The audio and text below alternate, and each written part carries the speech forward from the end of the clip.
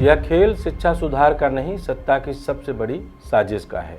पहले मर्जर और रेशनलाइजेशन के नाम पर हजारों सरकारी स्कूलों को साफ कर दिया गया। उसके बाद गरीब के बच्चों को मजबूर किया गया कि वे निजी स्कूलों की दहलीज पर भीख मांगें या फिर अधूरी पढ़ाई के साथ अंगूठा छाप बन जाए। अब वही राजनीति उस 1 करोड़ की फौज पर वार कर रही है जिसने दशकों से गांव-गांव, गली-गली बच्चों का भविष्य संभाला है। अदालत के फैसले की आड़ में सत्ता इस मास्टरों के सफाई की योजना को अंजाम देना चाहती है ताकि रास्ता पूरी तरह निजीकरण के लिए साफ हो जाए। यह खेल सिर्फ गुरुजियों का नहीं, यह खेल है सरकारी शिक्षा को खत्म करने का, गरीब के सपनों को लील जाने का और सबसे बड़े वोट बैंक को किनारे लगाने का। नमस्कार, मैं डॉक्टर विजय शुक्ल। भारत में अगर पूछा जाए कि किस विभाग में सबसे ज़्यादा लोग नौकरी करते हैं तो कई लोग तुरंत रेलवे का नाम लेंगे। कोई सेना कहेगा, कोई पुलिस, लेकिन सच इससे बिल्कुल अलग है।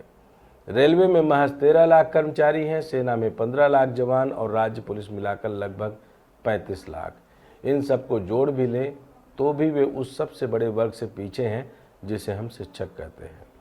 अकेले शिक्षा विभाग में 1 करोड़ से अधिक शिक्षक काम कर रहे हैं। यही वह गुरुजी की फौज है जो भारत का सबसे बड़ा संगठित सरकारी वर्ग है। यही वर्ग वह है जिसे सरकारें दशकों से हर काम में झोंकती आई हैं, कभी चुनावी ड्यूटी में, कभी जनगणना में, कभी पोलियो की बूंद पिलाने में और कभी आपदा प्रबंधन में। लेकिन अब इसी फौज पर सबसे बड़ा संकट मंडरा रहा है। सुप्रीम कोर्ट ने सितंबर 2025 में आदेश दिया कि टीईटी यानी शिक्षक पात्रता परीक्षा पास किए बिना कोई भी शिक्षक नौकरी में नहीं रहेगा और ना ही पदोन्नति पा सकेगा। पुराने शिक्षकों को भी अदालत ने बख्शा नहीं। जिनकी सेवा 5 साल से कम बची है वे परीक्षा दिए बिना रिटायर हो सकते हैं, लेकिन जिनकी सेवा 5 साल से ज़्यादा बची है उन्हें 2 साल में परीक्षा पास करनी ही होगी, वरना नौकरी चली जाएगी। यह आदेश शिक्षा की गुणवत्ता सुधारने के नाम पर आया है, लेकिन असली तस्वीर कहीं और है। शिक्षकों का तर्क था कि जब वे 2011 से पहले नियुक्त हुए थे तब टीईटी लागू ही नहीं था। उनका कहना था कि उनके साथ यह शर्त बाद में जोड़कर अन्याय किया जा रहा है, लेकिन अदालत ने यह कहकर उनकी दलील खारिज कर दी कि बच्चों की शिक्षा के लिए न्यूनतम योग्यता की कसौटी जरूरी है। कानूनी भाषा में फैसला न्याय संगत लगता है, लेकिन राजनीतिक धरातल पर यह सत्ता की एक बड़ी चाल भी दिखती है। शिक्षक वर्ग ने केवल सबसे बड़ा सरकारी वर्ग है, बल्कि सबसे बड़ा वोट बैंक भी। हर गांव और हर मोहल्ले तक उनकी पहुंच है और उनके सामाजिक प्रभाव से 5-6 करोड़ मतदाताओं का रुझान बदल सकता है। यही वजह है कि अब तक कोई भी सरकार इस मुद्दे पर स्पष्ट नीति बनाने से बचती रही।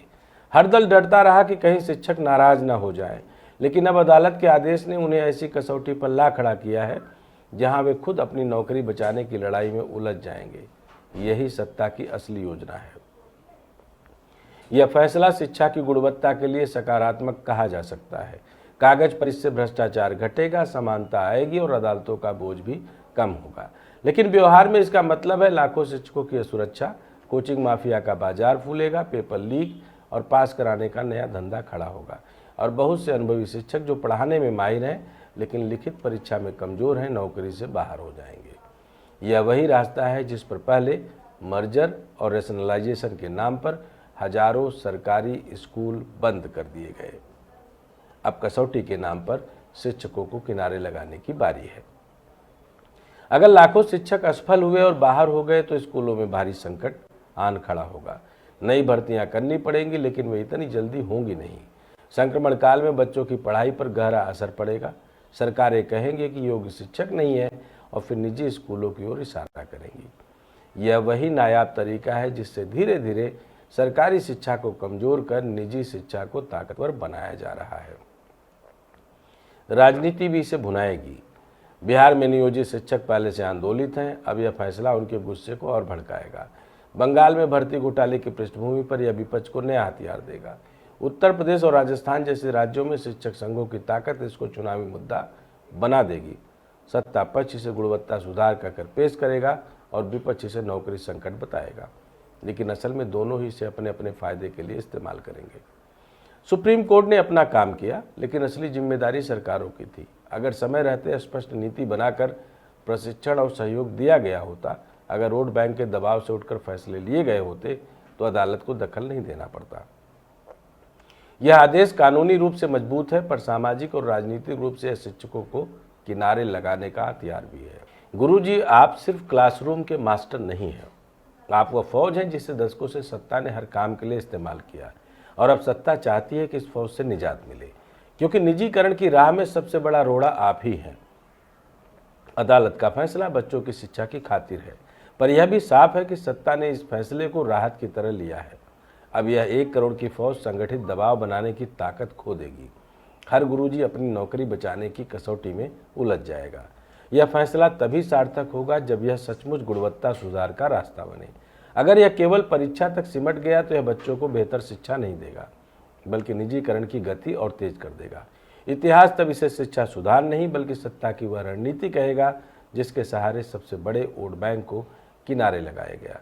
लेकिन अगर गुरुजी लोग ध्यान देंगे तो हो सकता है कि परीक्षा पास करके वह यह भी साबित कर दें कि उन्होंने इन्हीं नीति नियंताओं को, इन्हीं अधिकारियों को, इन्हीं अदालत में बैठे बड़े बड़े जज साहब को पढ़ाया था और उनकी पढ़ाई में आज भी वही दम है जो उस समय था।